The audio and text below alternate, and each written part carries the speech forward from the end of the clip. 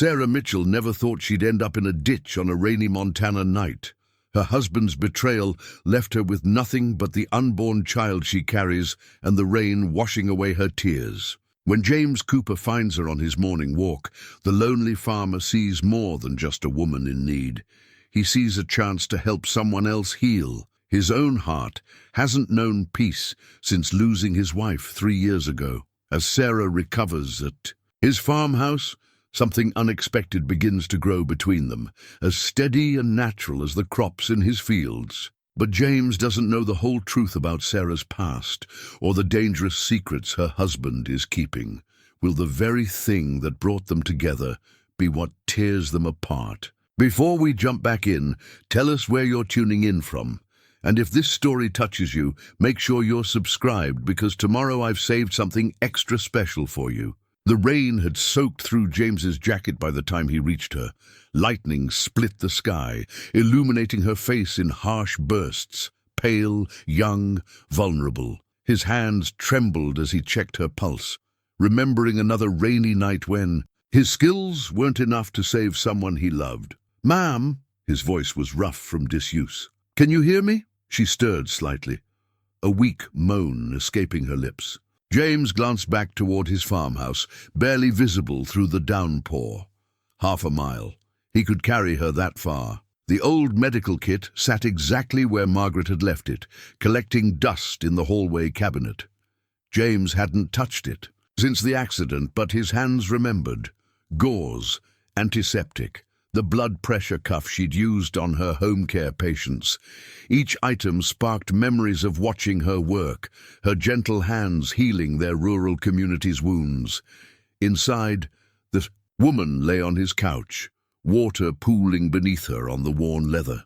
Her clothes were expensive once, designer labels now caked with mud. A wedding ring glinted on her finger, its diamond catching the lamplight. "Please," she mumbled, one hand protectively covering her stomach. "The baby." James's heart clenched. "Pregnant!" He forced down the memories threatening to surface. Margaret's excitement, the nursery they'd painted, the tiny clothes they'd never use. Focus on the present. This woman needed help. He found his old flip phone in the kitchen drawer. No signal. The storm must have knocked out the tower again. The nearest hospital was 40 miles away, and his truck was running on fumes. They were on their own until morning. Working methodically, James cleaned the cuts on her face and arms. Nothing too deep, mostly scrapes from what looked like a fall or a push. The defensive bruises on her forearms told a story he didn't want to read. Her eyes fluttered open as he wrapped her sprained wrist, green eyes bright with fever. "Where? You're safe," James said, keeping his voice low and steady. "I found you by the road. I'm James Cooper. This is my farm. Can you tell me your name?" She tried to sit up, panic flashing across her face. "I can't. I shouldn't be here." "Easy now." James steadied her with gentle hands. "You're in no shape to go anywhere. Let me help you, Sarah," she whispered. After a long moment, "Sarah Mitchell, but please, if anyone asks about me, nobody's asking." James checked her temperature, 101.2, too high. "Right now, you need rest and medicine. Everything else can wait till morning." He helped her. Drink some water, gave her Tylenol for the fever. Her eyes kept darting to the windows, watching shadows in the rain, running from something or someone. The medical kit held one last item, Margaret's old stethoscope. James hesitated, then lifted it out. "May I check the baby?" Sarah nodded, tears spilling down her cheeks. James pressed the stethoscope to her swollen belly, moving it carefully until he found it. A rapid, steady heartbeat, strong and determined. Sarah's breath caught at the sound. "Your little one's doing just fine," James said softly. "How far along are you?" 6 months. Her hand rested beside his on her stomach. "It's a girl." The storm raged outside, but in the warm light of his living room, James saw something he recognized in Sarah's eyes. A fierce will to survive, to protect her child at any cost. Whatever she was running from, whatever had brought her to his farm on this rain-soaked night, he knew he couldn't turn her away. Margaret's voice seemed to whisper from the medical kit. Some souls need more than just physical healing. Some wounds run deeper than skin. Try to sleep, James said, draping a quilt over Sarah. We'll figure things out in the morning. He settled into his old armchair, watching over her as her breathing steadied into sleep. The rain drummed on the roof, a familiar Montana lullaby. While his mind turned over questions he wasn't sure, he wanted answered. Who had hurt this woman? What kind of man would endanger his pregnant wife? And why did he feel so certain that by helping her, he was stepping into something much bigger than a simple act of kindness? Dawn was still hours away, but James knew sleep wouldn't come. He'd spent 3 years avoiding entanglements, protecting his scarred heart behind walls of solitude. Now fate had dropped this wounded woman on his doorstep, and he could feel those walls beginning to crack. Morning crept through the windows, painting Sarah's face in soft gold. She woke slowly, one hand instinctively moving to her stomach. The baby kicked, a gentle reassurance. They were both still here, still alive. The events of last night crashed. Back!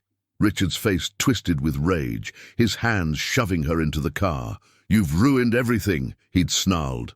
The long drive into nowhere, her pleading, the sudden stop on a dark road. Then rain, pain, darkness. The room around her now was unfamiliar but oddly comforting. Handmade quilts, well-worn furniture, a fireplace with family photos on the mantel, a beautiful dark-haired woman smiling beside the man who'd saved her.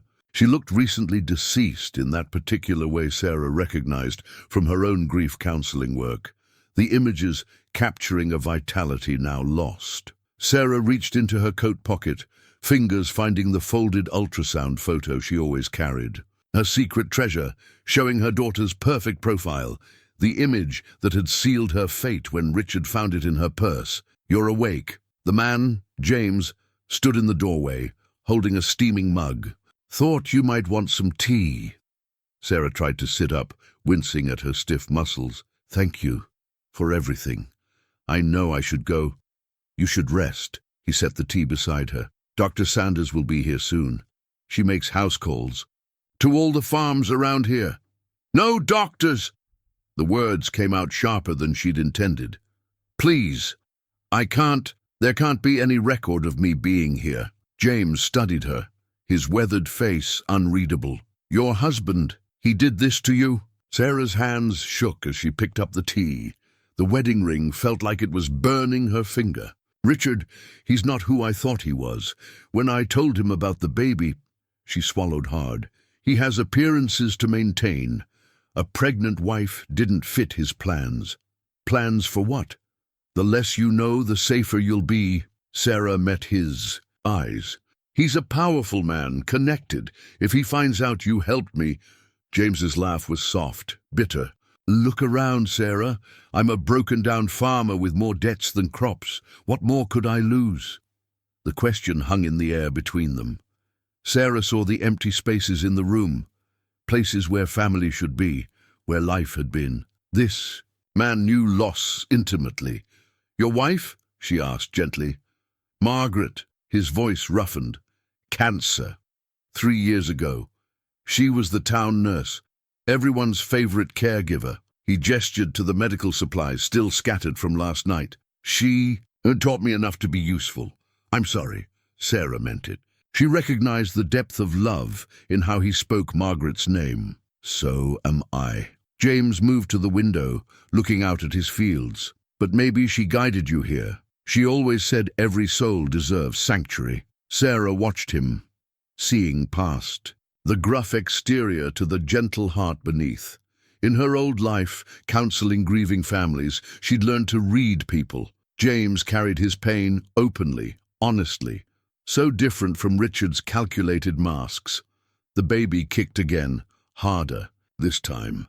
Sarah winced, drawing James's attention. The little one's active? She knows we're safe. The words slipped out before Sarah could stop them. She? James's expression softened. Sarah pulled out the ultrasound photo, smoothing its creased edges. Alexandra. I've been calling her Alex. She traced the curve of her daughter's spine. In the grainy image, Richard wanted. He said it would be easier if she couldn't finish. James's hands clenched. Some men don't deserve the title of father or husband. Sarah twisted the ring on her finger, but couldn't bring herself to remove it yet. I thought I knew him. 3 years of marriage, and I never saw... She laughed hollowly. I counsel trauma survivors, help them recognize abuse, and I couldn't see it in my own home. Abusers are master manipulators. James spoke from experience, she could tell. And you did see it. You got out. You're protecting your daughter. A crow called outside, making Sarah jump. Every sound could be danger. Every shadow could be Richard's. Men, they would be looking by now. I should go, she said again, but with less conviction. I'm putting you at risk. You're putting yourself and your baby at risk if you leave. James' voice was firm but gentle. You need rest, food, time to plan. Let me help. Sarah looked at the ultrasound photo again. Alex needed a safe place to be born, a chance at life, and something in James's steady presence made her want to trust again. A few days, she whispered, just until I figure out my next step. James nodded, a small smile touching his lips. Welcome to Cooper Farm, Sarah and Alex. Outside, spring wheat swayed in the morning breeze, green and promising. Sarah felt something crack in her chest, not breaking but opening, like soil accepting a seed. 3 days slipped by in a haze of quiet routine. Sarah found herself falling into the rhythm of farm life, drawn to its simple honesty after years of Richard's carefully curated world. Each morning she watched James head out at dawn, his silhouette, merging with the landscape as he checked his crops. She couldn't stay in bed all day, no matter how much James insisted she rest. The farmhouse called to her, its dusty corners and empty spaces begging for attention. It was while cleaning the kitchen that she found the recipe book, tucked behind newer cookbooks on a high shelf. Margaret's Family Recipes was handwritten on the cover, the pages worn with use and spotted with ingredients. Sarah opened it carefully, finding notes in the margins. James loves this with extra garlic and perfect for cold nights, and our first meal as husband and wife. I've been living on frozen dinners. James's voice made her jump. He stood in the doorway, earlier than usual, watching her with an unreadable expression. I'm sorry, I shouldn't have... Sarah tried to close the book. No. James crossed the kitchen, his work boots leaving dusty prints. She'd like someone to use it again. He touched the page gently. That chicken soup, she made it every time. Someone in town was sick. Sarah studied the recipe, written in Margaret's flowing hand. I could make it, if you want. Something flickered in James's eyes. Pain, hope, she couldn't tell. You don't have to. I want to. Sarah met his gaze. You've given me sanctuary. Let me give something back. They worked together in comfortable silence. James showing her where things were kept. Sarah adapting to the old gas stove's temperamental nature. The recipe book sat open between them, a bridge between past and present. Richard never let me cook, Sarah said suddenly, chopping carrots. We had staff for that. He said my job was to look good at his parties, make the right connections. James added celery to the pot, his movements precise. And, before him, I grew up in a big family. 5 kids, always chaos in the kitchen. Sarah smiled at the memory. Mom taught us all to cook, said it was a way to show love. Margaret said the same thing. James's voice was soft. Even at the end, she insisted on teaching me her recipes. Said I'd need them someday. The soup simmered, filling the kitchen, with warmth and memory. Sarah found herself telling James about her work as a counselor, the satisfaction of helping others heal. He listened intently, asking thoughtful questions that showed he understood the depth of what she'd lost. In turn, he shared stories of farm life, explaining the rhythms of planting and harvest. Sarah learned about crop rotation, irrigation systems, the constant battle against weather and market prices. His passion showed through his practicality, a love for the land that went bone deep. I could show you, he offered as they ate, the basics of farming, might be useful wherever you end up. Sarah spooned up the soup, tasting healing in its warmth. I'd like that, though I warn you, my gardening experience stops at houseplants. Everyone starts somewhere. James smiled, really smiled, for the first time she'd seen. It transformed his face, erasing years of grief. Tomorrow, if you're strong enough, I'll show you how to check the wheat. That night, Sarah added her own note to Margaret's recipe book. First meal in my new life. It felt both like trespassing and belonging, this small claim on a future she couldn't yet see clearly. Later, she heard James on the phone in his study, voice low but intense. I need you to check something for me, Bill. A Richard Mitchell. Yeah, the investment banker. Something's not right there. No, I can't tell you why. Just be careful what you dig up. Sarah pressed a hand to her belly, feeling Alex kick. James was risking himself for them, this man who'd lost so much yet still opened his home to strangers. She should feel guilty, but instead she felt something dangerous stirring in her heart. Hope. Outside, the wheat fields whispered secrets to the stars, and somewhere in the distance a coyote called, wild, mournful, free. The morning paper arrived with Bill, James's closest neighbor, who drove his rusty pickup down the long driveway once a week with supplies. Sarah watched from behind the curtain as the men talked, Bill's wild grey hair catching the sunlight. Just the usual gossip, James said later, dropping the paper on the kitchen table. Town's more interested in the new stoplight than...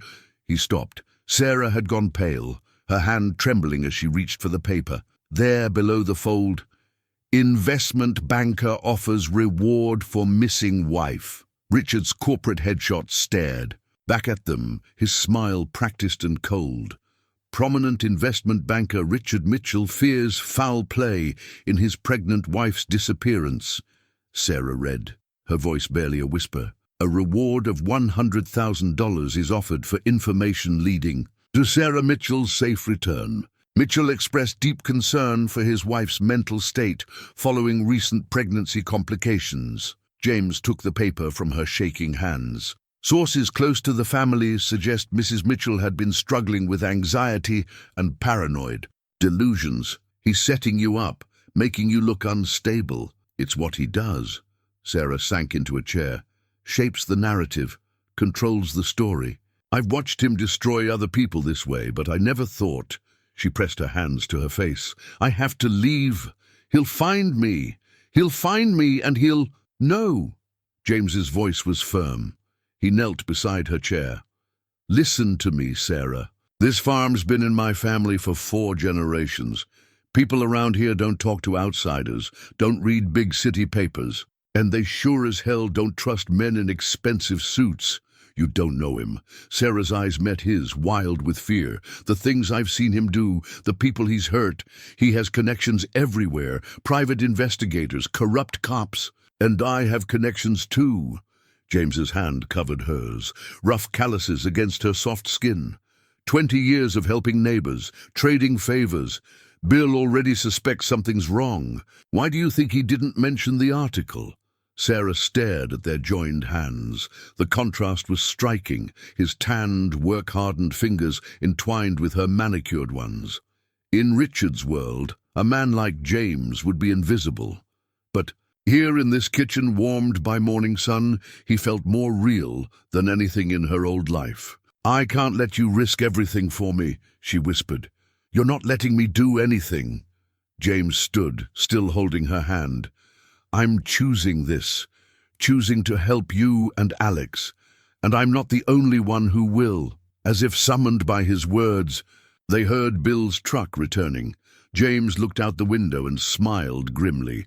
Margaret's old garden club, biggest gossip network in 3 counties, and they're all having coffee at Ellen's diner right now. Sarah watched through the screen door as Bill talked to James again, this time joined by a thin woman with steel-grey hair. More trucks appeared on the road, each stopping briefly. By noon, it seemed half the county had found a reason to drop. By Cooper Farm. Messages spreading. James said over lunch. "Any strangers asking questions will find a lot of selective memory around here. Far as anyone knows, I've had a cousin visiting, Sarah Cooper from Idaho." "Sarah Cooper?" she repeated softly.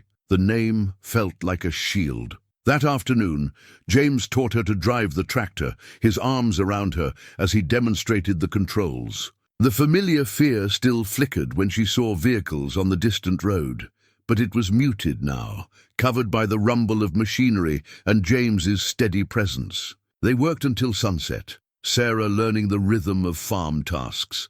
Physical labor felt good after years of charity luncheons and gallery openings. Here, worth was measured in sweat and effort, not designer labels and social connections.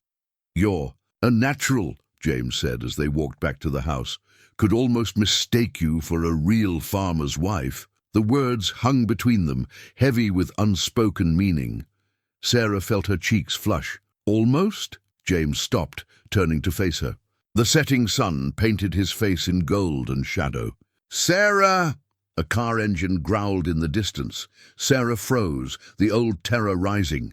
James pulled her behind the barn, his body shielding hers as headlights swept the yard. Just another neighbor, checking the property's borders. But Sarah's heart wouldn't slow, and James didn't step away. They stood pressed together in the gathering dark, his arms still around her, her face against his chest. "I won't let him hurt you," James whispered into her hair. "Either of you, I promise." Sarah knew she shouldn't believe in promises anymore. But as the night crickets began their song, and James's heartbeat steady beneath her cheek, she found herself trusting again, one fragile piece at a time. Sarah found the garden tools in Margaret's old potting shed, carefully wrapped in oiled cloth. Each piece was lovingly maintained, pruning shears, hand trowels, a copper watering can with a delicate rose pattern. They spoke of careful tending, of a woman who understood that growth required patience. "The soil's still good," James said, watching Sarah examine the abandoned garden plot. "Margaret always said this was the best earth for tomatoes in all of Montana." The morning sun warmed Sarah's shoulders as she knelt to touch the dirt. Rich and dark, it crumbled perfectly between her fingers. Life waited here, dormant but ready. "I've never grown anything before," she admitted, "unless you count the ivy that died in my office." James chuckled, a sound that was becoming more frequent. "Margaret left notes. She planned everything, kept records of what worked." He hesitated. "I couldn't bring myself to clear it out after, but maybe it's time." Sarah looked up at him, shielding her eyes from the sun. In the 3 weeks since she'd arrived, color had returned to her cheeks, strength to her limbs. Alex grew steadily, turning her mother's frame into a perfect globe.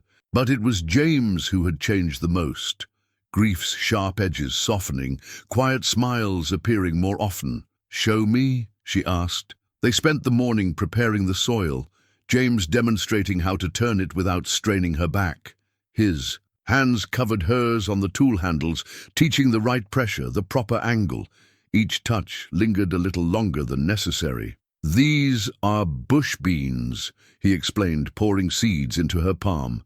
"Plant them 2 inches deep, 6 inches apart. They'll climb the trellis here." Sarah worked slowly, mindfully, treating each seed like a promise. The sun climbed higher, and James disappeared into the house, returning with ice water and Margaret's old gardening hat. "You need protection from the sun," he said gruffly, settling the wide-brimmed hat on her head. His fingers brushed her cheek, and neither of them moved for a long moment. A meadowlark's song broke the spell. Sarah turned back to her planting, cheeks flushed from more than the sun. James knelt beside her, their shoulders touching as he demonstrated how to build supports for future climbing vines. "Richard hated dirt," Sarah said suddenly. "He wouldn't even walk on grass if he could help it. Everything had to be clean, controlled, perfect." James's hands stilled on the bamboo stake he was setting. "And you?" "I always wanted a garden. A real one, not just the manicured displays his landscapers created." She patted soil around a tomato seedling. "He said it wasn't appropriate for someone in my position. The wife of Richard Mitchell couldn't have dirty fingernails." "And now?" Sarah held up her earth-stained hands, smiling. "Now I'm Sarah Cooper from Idaho, remember? She can grow whatever she wants." The name hung between them again, both pretense and possibility. James touched one of her dirty fingers, then slowly brought it to his lips. The gesture was almost courtly in its gentleness. "Sarah Cooper," he murmured, "can do anything she sets her mind to." They worked through the afternoon, planting Margaret's careful rows, tomatoes, peppers, herbs that would scent the summer air. Sarah found herself talking about her counseling, work, the satisfaction of helping others heal. James listened, asking questions that showed he understood the heart of what she'd lost. "You'll counsel again," he said confidently, "somewhere safe when the time is right. Until then," he gestured at the garden. "Sometimes healing starts with growing things." As the sun began to set, they stood back to admire their work. Neat rows of newly turned earth stretched before them, each seed and seedling a promise of future abundance. Sarah felt Alex kick, as if appreciating the view. "She likes it," Sarah said, resting a hand on her belly. "She's been dancing all afternoon." James stepped closer, his hand hovering uncertainly. Sarah took it and pressed it to the spot where Alex was most active. His intake of breath was sharp when he felt the strong kicks. "Hello there, little farmer," he whispered. Sarah looked up. At him, this man who had given her sanctuary, whose gentle strength had become her anchor. His face was so close, eyes soft in the golden hour light. It would be so easy to lean up, to close the distance. A truck door slammed in the distance. They jumped apart, the old fear flickering, but it was just Bill, making his evening rounds. He waved as he passed, pretending not to notice their flushed faces. "I should start dinner," Sarah said quickly. "Those recipes won't cook themselves." James nodded but caught her hand as she turned to go. "Sarah, I know this isn't permanent.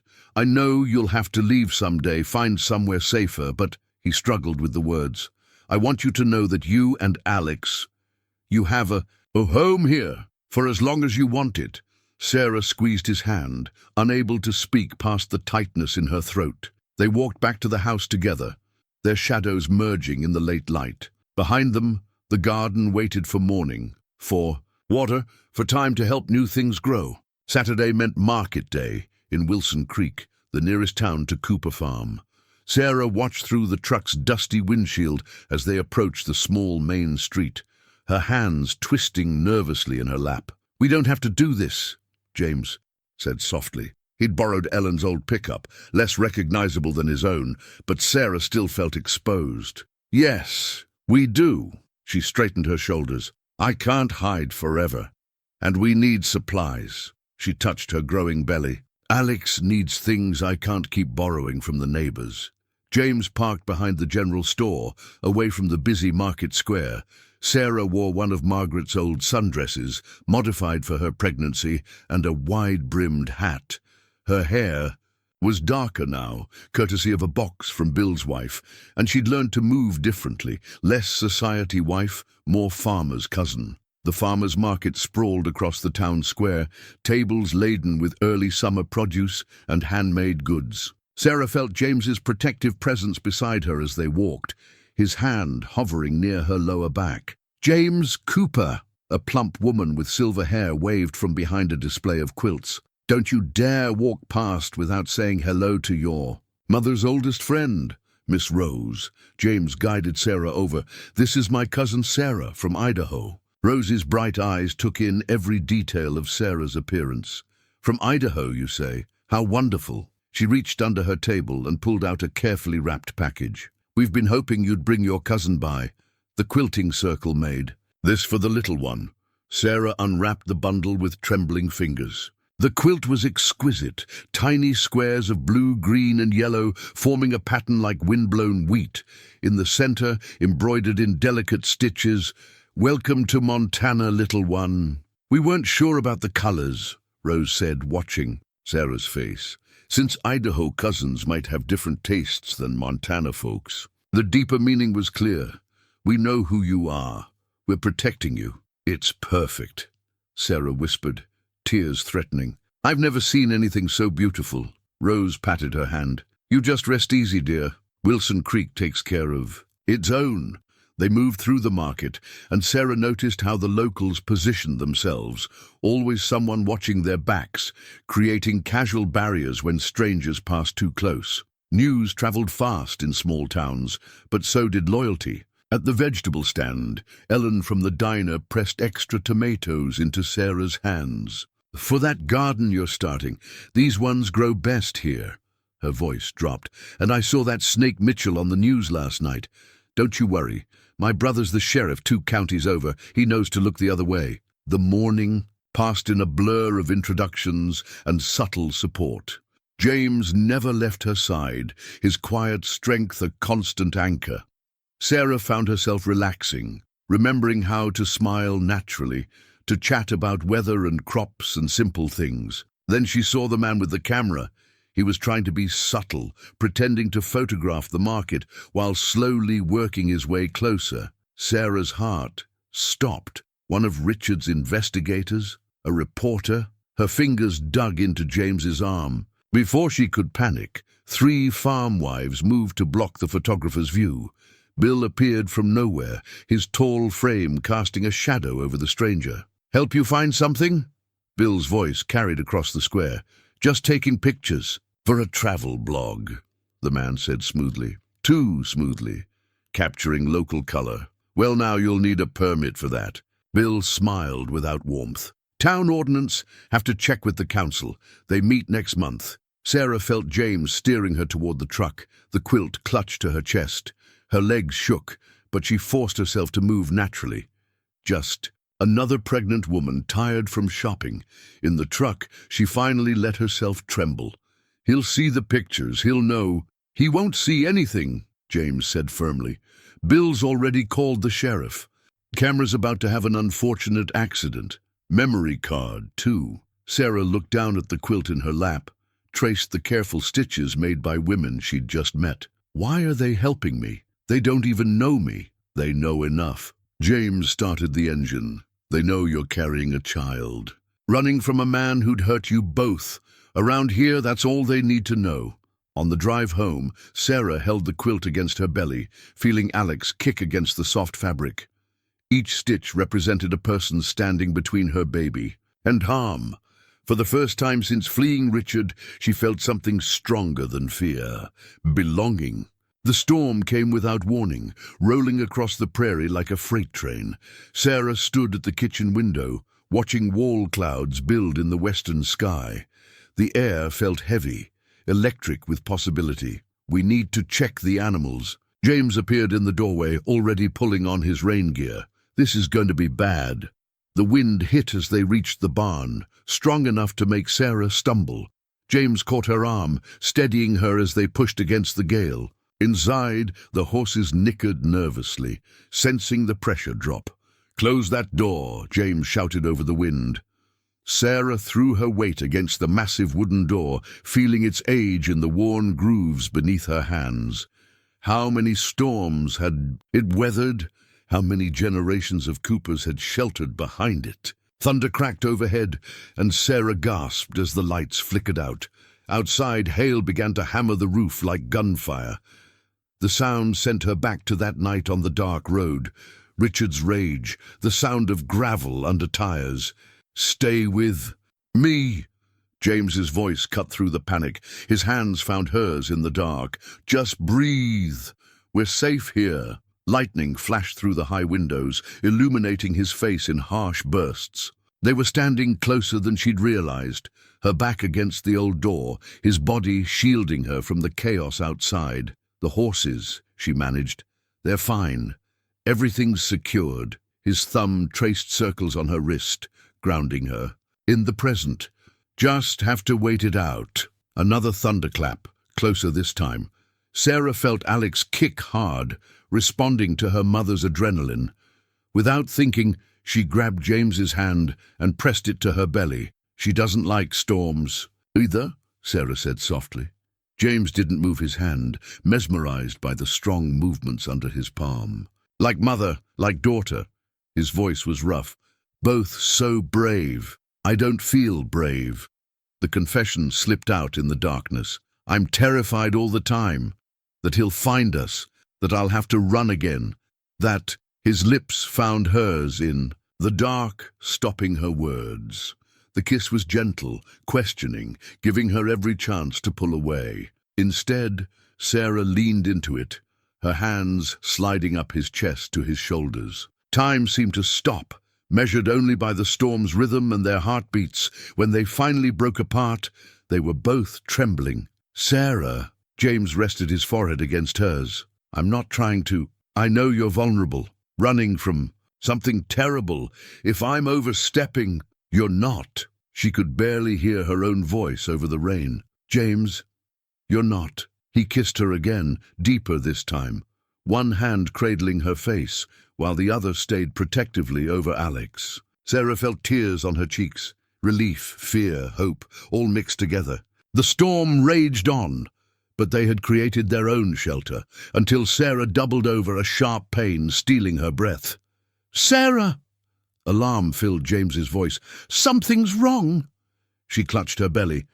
The baby! James was already pulling out his phone, swearing at the lack of signal. As soon as there's a break in the storm, I'm getting you to the hospital. No hospitals. Even through the pain, fear made her voice sharp. They'll report it. Richard will... This isn't about Richard anymore. James's voice was firm but gentle. This is about Alex. Remember Dr. Sanders? She's on call at the county hospital. She knows your situation. Another contraction gripped her. Too early, too strong. Sarah saw the worry in James's eyes when lightning flashed again. Trust me, he whispered. Please! The old barn door creaked behind them as wind battered it, the sound like a tired sigh. This door had seen births before, Sarah realized, had watched over generations of new life coming into the world. Okay, she gasped, but you have to promise you won't leave us. James gathered her close, his kiss fierce and tender. Never. You and Alex, you're my family now. Whatever comes, we face it together. The storm began to ease, and with it, the contractions. But something had shifted between them, as permanent as the marks Sarah's fingers had left in the old wood of the door. There was no going back now, and for the first time, Sarah realized she didn't want to. After the hospital confirmed that Sarah and the baby were stable, they returned to the farm in heavy silence. James hadn't pushed when Dr. Sanders asked about her medical history, hadn't questioned the false name Sarah gave, but they both knew it was time for the whole truth. In their bedroom, and when had she started thinking of it as theirs? Sarah retrieved a small USB drive from the lining of her purse. She'd kept it close through everything, her insurance policy and her death warrant all in one. Before I show you this, she said, sitting on the bed beside James, I need you to understand. Once you know everything, you can't unknow it. And these people, they don't just make problems disappear, they make people disappear. James took her hand, his calloused fingers warm against hers. Whatever it is, we'll face it together. Sarah plugged the drive into James's old laptop. I found these files 3 months ago. I was using Richard's computer to check our calendar, and he'd left his email open. Documents filled the screen, bank statements, emails, photographs, evidence of a massive money laundering operation connecting Richard's investment firm to international criminal organizations. He was cleaning money for cartels, terrorist groups, human traffickers. Sarah's voice shook. Billions of dollars, made to look like legitimate investments. When I confronted him, he tried to kill you. James's grip on her hand tightened. Not at first. He tried to convince me it was all legitimate, said I didn't understand high finance. A bitter laugh escaped her. Then I told him I was pregnant. He changed, said a baby would complicate things. Draw attention. He wanted me to take care of it. James's free hand moved protectively to her belly. Alex kicked against his palm, as if sensing the story. I pretended to agree. Bought time while I copied everything. Sarah touched the USB drive. The night he found out I was keeping the baby, he just snapped, drove me out to the middle of nowhere. If I hadn't managed to roll when he pushed me—" "Sarah," James's voice was rough with emotion. He pulled her into his arms, and she buried her face in his chest, breathing in his familiar scent of earth and sunshine. "The police are compromised," she continued. "His reach is everywhere. The only copy of this evidence is here, and if he finds it—" "He won't," James's voice held steel. "But we need to get this to someone who can help, someone outside his influence." Sarah pulled back to look at him. "I tried. Every journalist, every federal agent I could think of, they all disappeared or suddenly dropped contact. Then we try someone closer to home." James reached for his phone. "Remember Ellen's brother, the sheriff? His daughter works for the FBI's Financial Crimes Unit in Denver. Family loyalty means something out here." Hope flickered in Sarah's chest, dangerous and warm. "You'd risk everything? Your farm, your safety? Look at me!" James cupped her face in his hands. "I love you, both of you. The farm, my safety. None of it means anything without you." The words hung in the air between them, honest and unretractable. Sarah felt tears spill down her cheeks. "I love you, too," she whispered. "I tried not to. Tried to keep my walls up, but you and this place, you've become home." His kiss tasted of salt and promise. When they parted, his eyes were fierce with determination. "We'll contact Ellen's daughter tomorrow. Get this evidence somewhere safe, but tonight—" He brushed away her tears. "Tonight, let yourself rest. Let me hold you. Everything else can wait till morning." Sarah curled into his arms, feeling Alex settle peacefully between them. Outside, crickets sang their evening chorus, and a warm breeze carried the scent of ripening wheat through the window. For the first time since finding those devastating files, Sarah felt truly safe. Not because the danger was gone, it still lurked on the horizon like a gathering storm, but because she was no longer facing it alone. She had a man who loved her, a community that protected her, and a future worth fighting for. Tomorrow they would begin the battle to bring Richard to justice, but tonight, in the quiet darkness of their room, she let herself simply be loved. The tiny yellow onesie lay on the quilt between them, impossibly small and perfect. Sarah ran her fingers over the embroidered sunflowers. Ellen's work, a gift given with knowing eyes and a quiet "for when the time comes." "It's beautiful," James said softly, watching Sarah fold and unfold the delicate garment. "Alex's first outfit. When I left Richard's, I couldn't take anything." Sarah's voice caught. "No clothes, no keepsakes, nothing to show I was preparing for her. He would have—" She swallowed hard. "But now, having this, making these choices for her, it makes her feel real, safe." James reached into his jacket pocket, a small velvet box in his weathered hands. "Speaking of choices," he opened it, revealing a simple gold ring set with a pearl. "It was my grandmother's.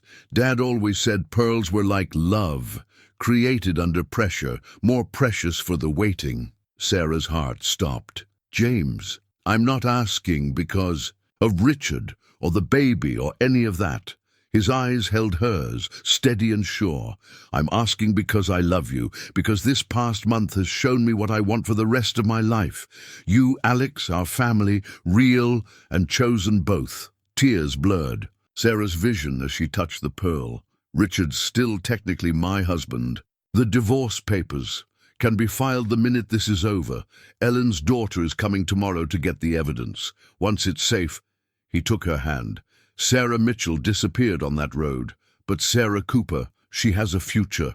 With me if you want it." "Yes," the word came without hesitation. "Yes to everything. The ring, the name, the future. All of it." James slipped the ring onto her finger, and they both pretended not to notice their trembling hands. The pearl caught the afternoon light, warm and luminous against her skin. The moment shattered at the sound of tires on gravel. James was on his feet instantly, moving to the window. He relaxed slightly. Just Bill, but Bill's face was grim. When they met him on the porch. "Got word from Pete at the gas station. 2 men in suits asking questions, showing pictures." He handed James a phone. Took these about an hour ago. Sarah felt the blood drain from her face. The images showed Richard's private security team. Men she'd seen remove other problems from his path. They're working in their way through the county, Bill continued, being real thorough this time. James's arm tightened around Sarah's waist. Ellen's daughter? Coming tomorrow's too late. She's on her way now. Should be here by midnight. Bill glanced at the darkening sky. Might want to prepare for company before then? As if in answer, another vehicle approached. Ellen's truck, followed by Rose's ancient station wagon. More headlights appeared on the road to the farm. Words spread, Bill said simply. Folks thought you might need some help tonight. They watched as trucks and cars parked in the yard, men with shotguns and grim expressions, women carrying casseroles and determined faces, teenagers on four-wheelers, ready to run patrol on the back roads. I can't let them risk themselves, Sarah whispered. If Richard's men... Ain't asking permission, girl. Rose appeared beside them, carrying what looked suspiciously like a rifle case. Your family now, and family stands together. Inside, the house came alive with quiet purpose. Ellen organized the kitchen into a command center, coordinating lookouts via text chains. Young farmers set up a perimeter, communicating through hand signals learned in hunting season. In their bedroom, Sarah packed a small bag, ID documents, the USB drive, the precious yellow onesie. James cleaned his father's old revolver, his movements precise and practiced.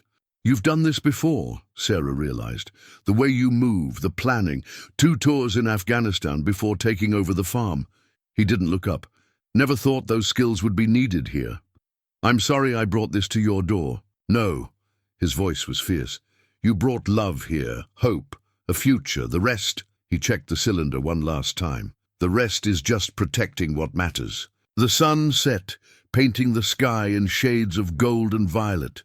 From their window, Sarah could see the harvest moon rising, huge and orange on the horizon. Across the fields, fireflies began their evening dance, while crickets sang counterpoint to the quiet murmur of voices downstairs. Beautiful night, James said softly, coming to stand behind her. His hands rested on her belly, and Alex kicked in greeting. Last night of waiting, Sarah replied. Tomorrow everything changes. Some things won't. He turned her gently, touching the pearl ring. This is real. Us, our family, this love, it's real. Whatever comes, hold on to that. She kissed him then, trying to pour everything she couldn't say into the gesture.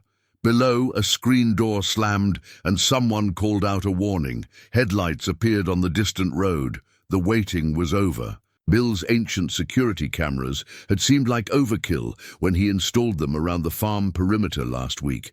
Now, Sarah watched the grainy footage with her heart in her throat.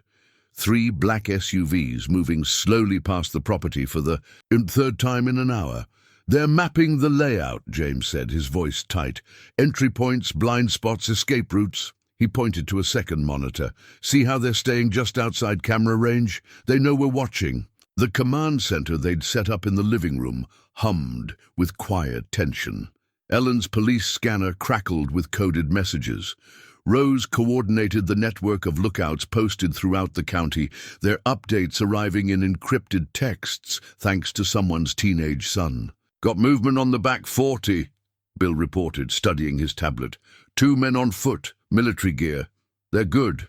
Staying low, using the wheat for cover. Sarah pressed a hand to her belly, feeling Alex's restless movements. The baby sensed her fear, growing more active with each passing minute. A particularly sharp kick made her wince. James noticed immediately. Sarah? I'm fine, just stressed. But another pain gripped her, and she couldn't hide her grimace.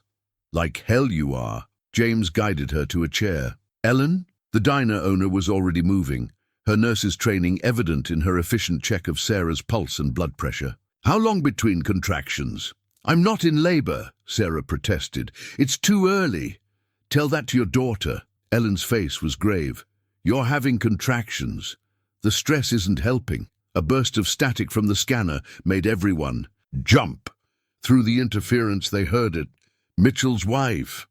armed and dangerous. Shoot, if necessary. Damn him. James's voice was cold. He's trying to set up a self-defense narrative. If his men shoot you, they'll claim they were protecting themselves. The security footage showed another SUV approaching, this one moving with purpose.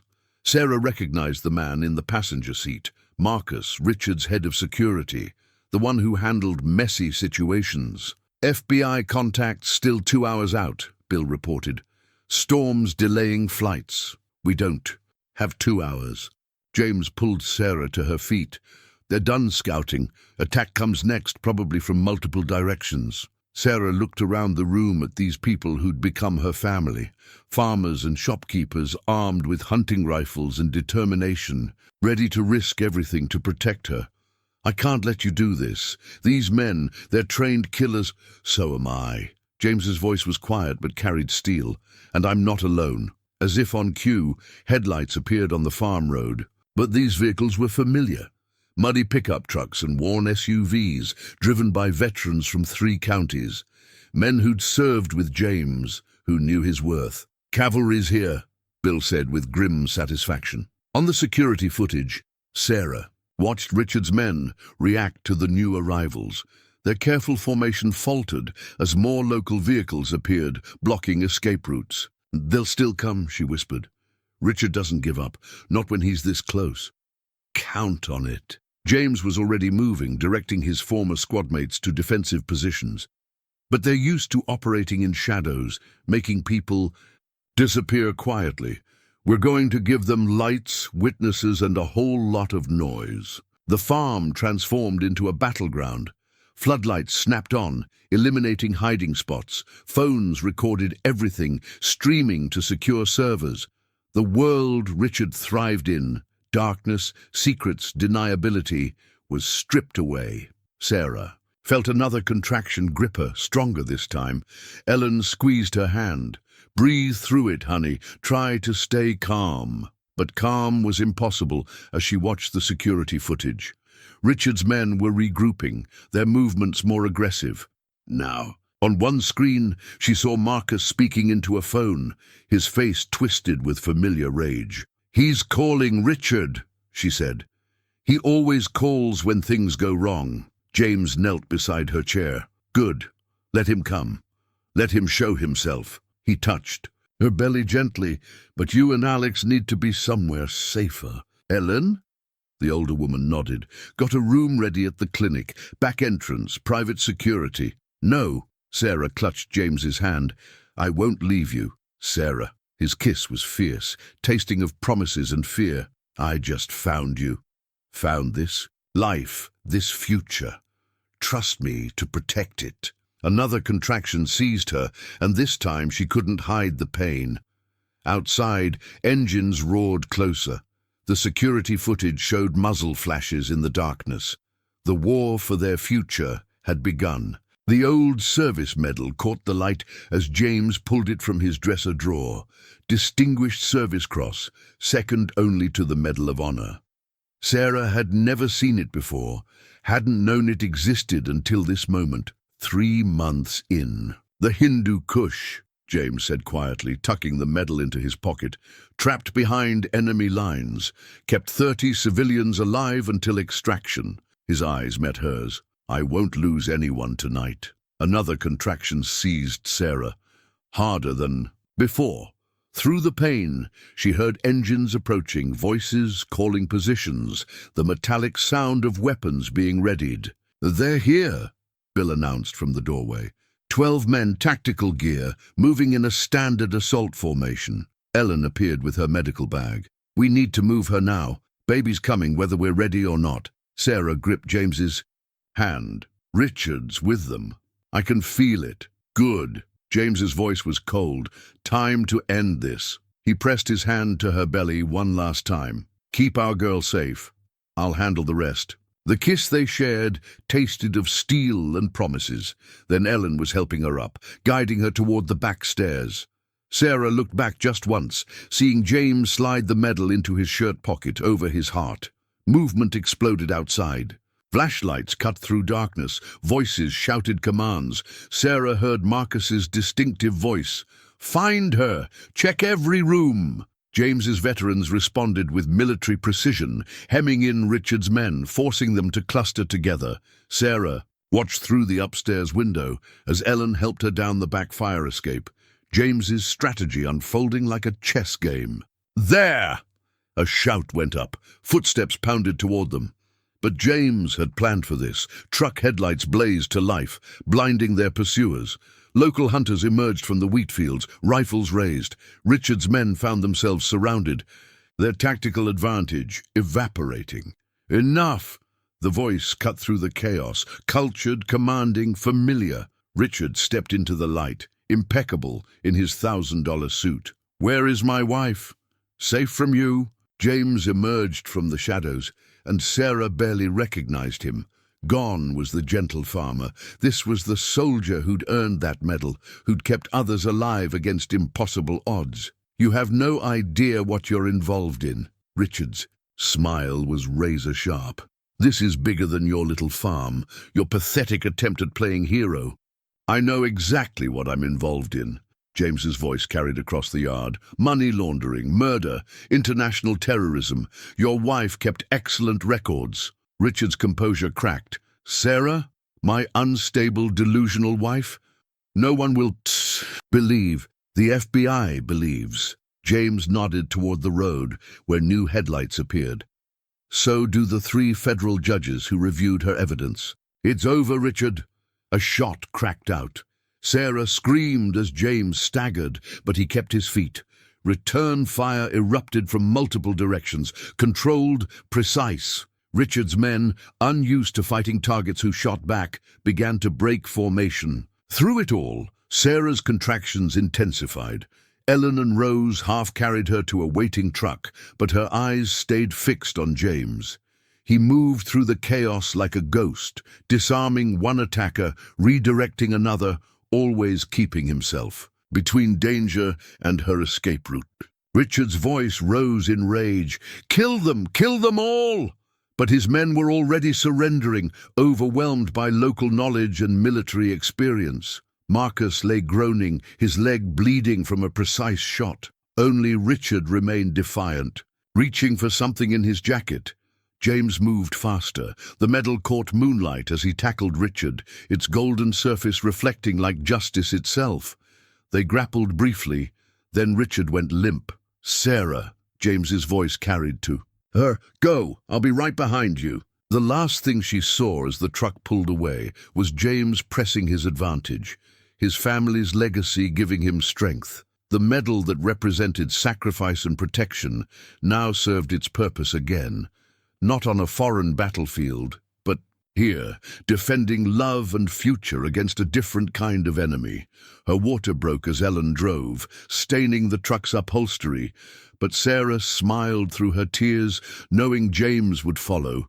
He'd earned that medal by keeping people alive, by never leaving anyone behind. He wouldn't start now. The county clinic's back entrance was already propped open when Ellen's truck arrived. Dr. Sanders waited with a wheelchair, her face calm, despite the police cars and FBI vehicles filling the parking lot. 8 minutes apart, Ellen reported, as they helped Sarah inside. Water broke 10 minutes ago. Another contraction gripped Sarah, stealing her breath. Through the pain, she heard sirens approaching. James! Bill just texted, Rose assured her, hurrying alongside the wheelchair. Everyone's alive. Richard's in custody. James is giving his statement, then coming straight here. The delivery. Room was ready, its harsh lights a stark contrast to the warm darkness they'd left behind. Sarah fought through each contraction, remembering James's words. Keep our girls safe. I'll handle the rest. Full dilation, Dr. Sanders announced. Baby's ready. Don't fight it, Sarah. Push when your body tells you. Time blurred. Sarah was vaguely aware of voices, of Ellen wiping her forehead, of Rose holding her hand. But mostly she focused inward on the mighty task of bringing her daughter into the world. Almost there, Dr. Sanders encouraged. One more big push. The door burst open. James stood there, blood on his shirt but fire in his eyes. Sarah! She reached for him with desperate strength. He was beside her in 2 strides, taking her hand, pressing his lips to her temple. "Richard," she gasped between pushes, "in federal custody, along with Marcus and the rest. The USB drive." He smiled against her hair. "Let's just say a lot of powerful people are having very bad nights." Another contraction built. Sarah crushed James's hand, beyond words. The pressure was enormous, unstoppable. "Heads out," Dr. Sanders called. "One more push, Sarah. Bring your daughter home." Sarah gathered her last reserves of strength, feeling James's solid presence supporting her. With a final, tremendous effort, she pushed. The room filled with a cry, strong, indignant, alive. Sarah fell back against James, tears streaming down her face as Dr. Sanders laid a squirming, perfect baby on her chest. "Hello, Alex," she whispered. "Welcome to the world." James's hand shook as he touched their daughter's dark hair. "She's beautiful, strong, like her mother." Dr. Sanders worked efficiently, checking vitals, cleaning, measuring. Time of birth, 2:17 a.m., 7 pounds, 3 ounces, perfect APGAR scores. Ellen appeared with forms, her eyes suspiciously bright. "Time for the birth certificate." "Have you decided on her full name?" Sarah looked up at James, seeing all their future in his tearful smile.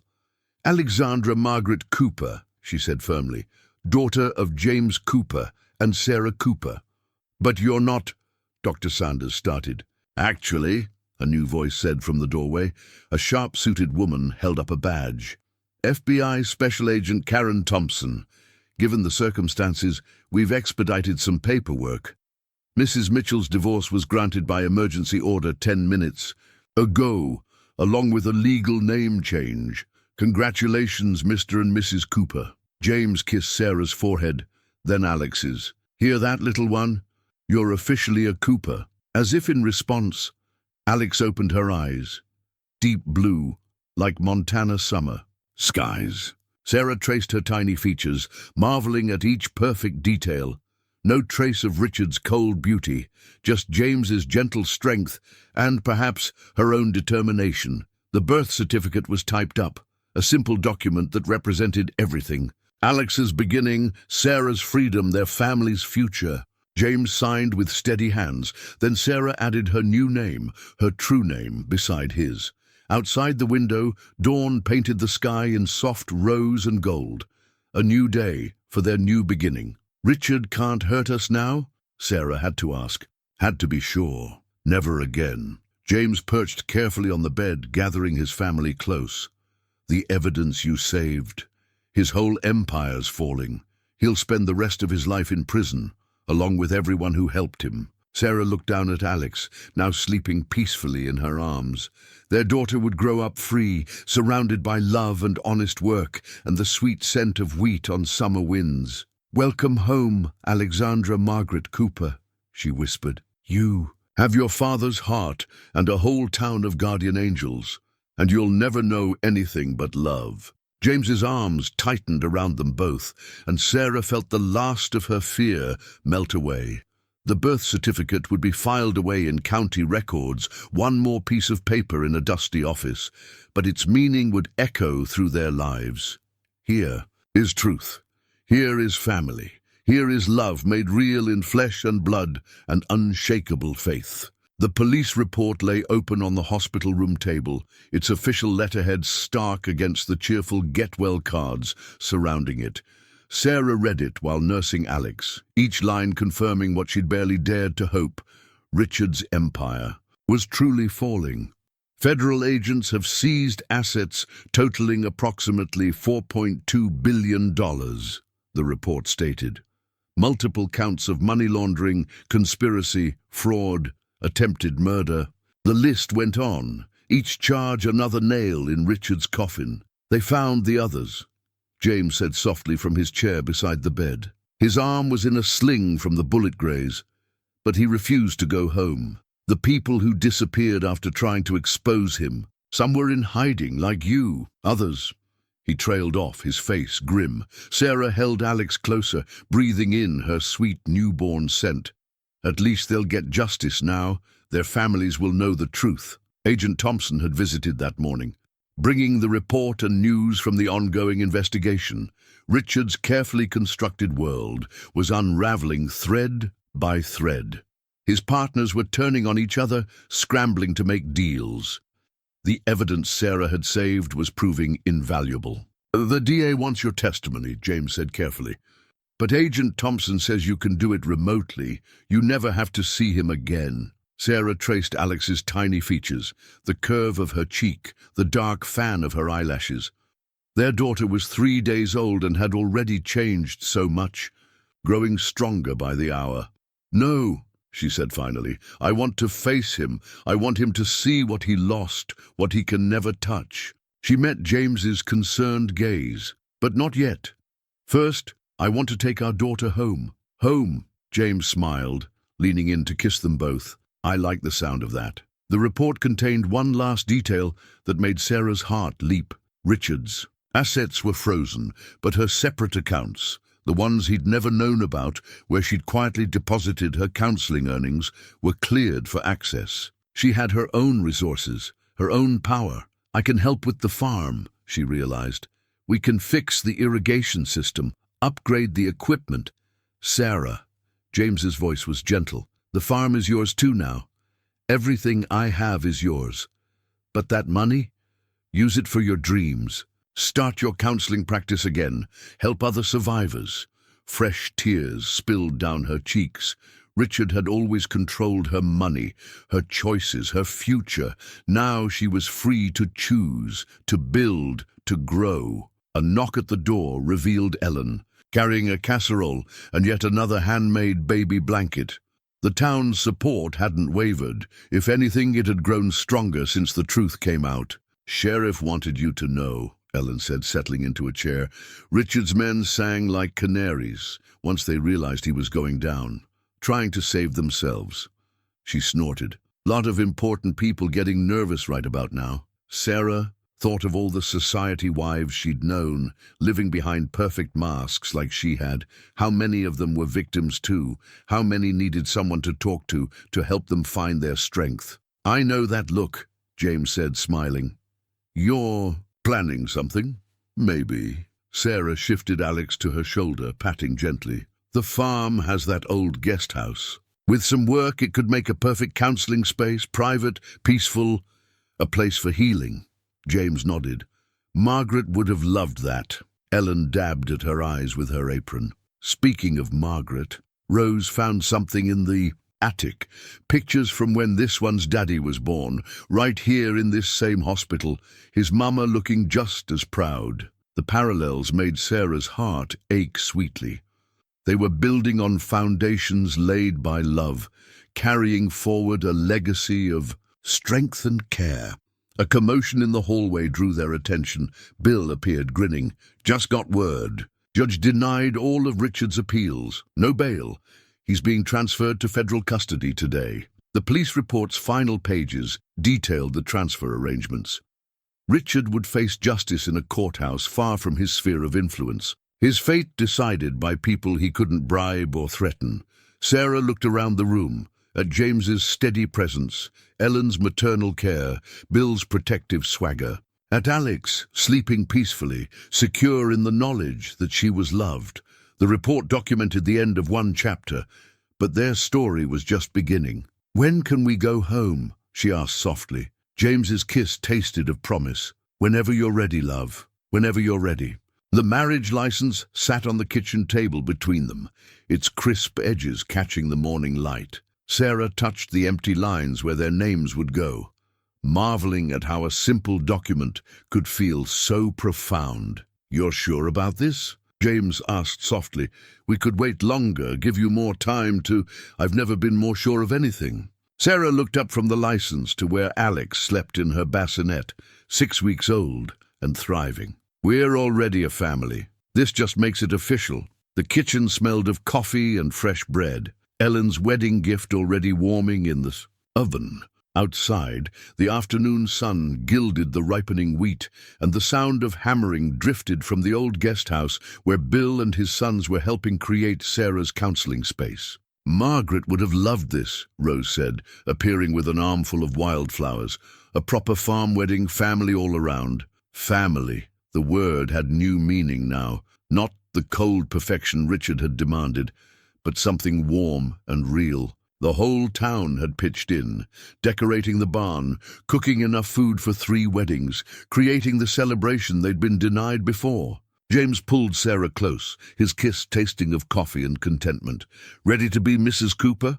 For real this time?" "I've been Mrs. Cooper since the night you found me," Sarah whispered. "This is just telling the world." The license waited patiently. As they dressed, Sarah in a simple sundress made by Ellen's quilting circle, James in his father's restored suit. Alex wore the yellow onesie that had been her first gift, now embroidered with her name and birthday. The ceremony would be small, intimate, just their closest neighbors, the ones who'd stood guard that night, who'd helped bring Alex into the world. Judge Harrison would perform the service, his gruff voice already practicing the words that would bind them legally as they were already bound in heart. "Almost time?" Ellen called from the porch. "Your groom's getting nervous out here." Sarah took one last look in the mirror. No designer dress or professional makeup this time, just her own face, bright with joy, wearing Margaret's pearl ring and carrying wildflowers from her own garden. The marriage license would record this moment in county records. Their names joined, their future shared. But the real testament was in Alex's peaceful sleep, in the sound of James's voice carrying through the window, in the love that had grown as steady and sure as the wheat in their fields. Time to make it official. The camera's timer beeped as Bill adjusted the tripod one last time. "Everybody ready? Cooper family harvest photo. Take 1. Sarah held 4-month-old Alex against her hip, the baby's eyes wide at the gathering crowd. Behind them, the wheat. Field stretched golden to the horizon, and the setting sun painted everything in honey light. James's arm circled them both, his face still sweaty from the day's work, but beaming with pride. "Wait!" Ellen rushed forward to straighten Alex's tiny overalls, handmade by Rose with Daddy's Little Farmer embroidered across the front. The whole town had turned out for the harvest celebration, their first as a proper family. The camera clicked, capturing the moment. Sarah laughing as Alex grabbed for James's hat, James looking at them both like they were his whole world. The community gathered around them like a protective embrace. "Best crop in 10 years, Bill announced, checking the photo on his digital screen. Both the wheat and the family growing. He was right about both. The farm had flourished this season, as if the land itself celebrated their happiness. And Sarah's counseling practice in the renovated guest house was already helping other women find their strength, their voice, their way home. "Remember when you couldn't tell wheat from weeds?" James whispered in her ear as they looked at the photo. "Now look at you, running the books better than I ever did." Sarah leaned into his embrace, watching Alex reach for the wheat stalks with curious fingers. "Remember when you found me in that ditch? Did you ever imagine this?" "I imagined something to live for," he said softly. "Got more than I dreamed." The harvest photo would join others on their wall, their wedding day, Alex's birth, everyday moments of their new life. But this one felt special. Their first harvest together, the physical. Proof of what they could grow with love and trust and time. Ellen called everyone to the feast tables set up in the barn. The whole community had contributed, casseroles and pies, fresh bread and home-canned vegetables. Sarah watched Alex being passed from loving arms to loving arms, everyone claiming, "A moment with the youngest Cooper. Your garden vegetables in that salad," Rose asked proudly. "They look even better than Margaret's used to." "She taught me," Sarah said, touching the pearl ring she still wore. "Through her notes, her recipes. Sometimes I feel like she's still here, showing me the way." James appeared with plates of food, his mother's old recipes mixed with Sarah's new contributions. They sat at the long tables with their neighbors, their family, and Sarah felt the last shadows of her old life fade in the warmth of belonging. The photo caught all of it, the love, the pride, the sense of place. 3 coopers against a golden backdrop of wheat, surrounded by the community that had helped save them. Sarah would hang it in the counseling room, showing other survivors that new lives could be built, that happiness could grow from the darkest soil. "Speech!" someone called, and James stood, holding Alex, while Sarah rose beside him. "To the harvest," he said, his voice carrying across the barn. "To the land that provides, the friends who support us, and the love that grows stronger each season. To the Coopers," the crowd responded, and Alex gurgled her own happy sound. Later, after the celebration wound down and the stars emerged, they stood on their porch, watching the last trucks leave. Alex slept peacefully in her crib upstairs, and the night air carried the sweet scent of cut wheat. "Happy?" James asked, though he knew the answer. Sarah touched the family photo in her pocket, the paper still warm from so many people admiring it. More than happy, complete. From the guest house, a light still burned. Her office, where tomorrow she would help another woman find her way to freedom. The wheat field whispered in the evening breeze, promising future harvests, future joy. She was Sarah Cooper now, in truth and law and love. Wife, mother, counselor, farmer. Each role chosen, each one precious. The photo would show others what was possible, but she didn't need it to remember. Everything she needed was right here, under the harvest moon, home at last. The Christmas ornament sparkled in Sarah's hands, catching the firelight. A delicate glass wheat stalk wrapped around a perfect pearl. Ellen's contribution to their first family Christmas tree. The pearl, she'd said, came from Margaret's old jewelry box found while cleaning the attic. "For new traditions," Ellen had whispered, pressing it into Sarah's hands, "and old memories, together where they belong." Now Sarah hung it carefully on their tree, a living pine cut from bills.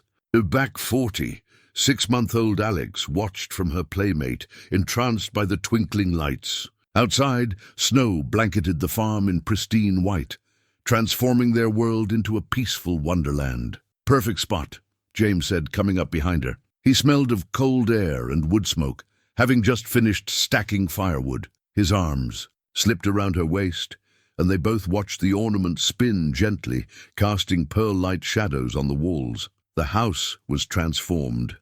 Garlands made by Rose's grandchildren draped the stairs. Cookie plates filled the kitchen. Sarah's. New recipes mixed with Margaret's traditional ones. Every surface held cards from their neighbors, their community, the women Sarah had helped through her counseling. "I got the final report today," Sarah said softly. "Richard's appeals were denied. He'll serve his full sentence." James kissed her temple. "Good. Though I think you've already given him the worst punishment possible." "Oh, you're happy. Thriving. Everything he tried to prevent." His voice held fierce pride. "And you're helping others escape too." His whole empire of control, crumbling one woman at a time. Alex squealed, drawing their attention. She'd pulled herself up using the coffee table, reaching for the lowest ornaments with determined fingers. "Just like her mama," James chuckled, "always climbing higher." Sarah scooped up their daughter, letting her touch the wheatstalk ornament gently. "See that pearl, sweet girl. That's from your other grandma. She's watching over us, making sure we grow strong and true." The tree told their whole story. Handmade decorations from the town's children, antique glass bowls from Margaret's collection, new ornaments marking their first year together. But the wheat stalk held pride of place, catching every ray of light. In the kitchen, dinner preparations were underway for tomorrow's celebration. The whole town would gather here, continuing traditions decades in the making. Sarah's contribution would be a new dessert, created from her mother's recipe but adapted for farm life. Like her, finding harmony between past and present. "Remember last Christmas?" James asked softly. Sarah leaned back against him. Alex, warm between them. "I was hiding in a women's shelter in Seattle, terrified and alone." She touched her belly, remembering, "But I had hope. I knew Alex was coming, knew I had to be strong for her. And now we're home." She smiled up at him. "Though I never expected home would look like this." The ornament caught the last rays of sunset, sending rainbow light across Alex's fascinated face. Outside, snow began falling again, soft and steady, promising a white Christmas morning. Sarah thought of the women in her counseling practice, each one carrying their own fears, their own hopes. The wheat stalk ornament would hang here every year, reminding them all that growth was possible, that beauty could emerge from broken things. "I have something for you," James said. "An early Christmas gift." He pulled an envelope from his pocket. From the bank. Sarah opened it, her eyes filling with tears as she read. The farm's mortgage was paid in full, not from her money, as she'd offered, but from this year's abundant harvest and careful management. "We own it free and clear now," James said proudly. "Cooper land, Cooper home, Cooper future." Alex reached for the paper, crumpling it happily. They laughed, and the sound echoed off walls that had known too much silence. Tomorrow would bring celebration and joy, their first Christmas as a true family. But this moment, the three of them before their tree, the wheat stalk ornament, he bearing witness, this was the real gift. Sarah Cooper had finally found her way home, and home, she knew now, was where love grew wild and free, like wheat in summer fields, like hope in healing hearts. Sarah sat at Margaret's old garden table, sorting through seed packets as the spring breeze played with her hair. 1 year, one full turn of the seasons since James had found her in the rain. The seeds scattered across the table like promises. Tomatoes and peppers, herbs and flowers, each packet labelled in her own neat hand. Last year's garden had flourished beyond expectation. This year, she was expanding, guided by Margaret's careful notes and her own growing confidence. "Look who's awake," James called from the porch. Alex toddled beside him, holding his finger with one hand and clutching her stuffed horse with the other. At 8 months old, she was already trying to run before she could walk properly, eager to explore every inch of her world. "Mama!" Alex reached for Sarah with tiny, grabbing hands. Her first word, spoken just last week, still made Sarah's heart skip. Sarah gathered her daughter close, breathing in her sweet morning scent. "Want to help Mama plant the garden? Just like Grandma Margaret used to." James settled beside them, picking up a packet of sunflower seeds. Margaret always said spring planting was like making wishes. Some for beauty, some for food, all for love. Sarah watched Alex pat the seed packets with curious fingers. Their daughter had Margaret's gentle spirit, Sarah's determination, and James's steady strength. A perfect blend of past and future. "I got a call from Ellen this morning," Sarah said, softly. "Another woman needs help, running from something like I was." James squeezed her hand. "The guest house is ready."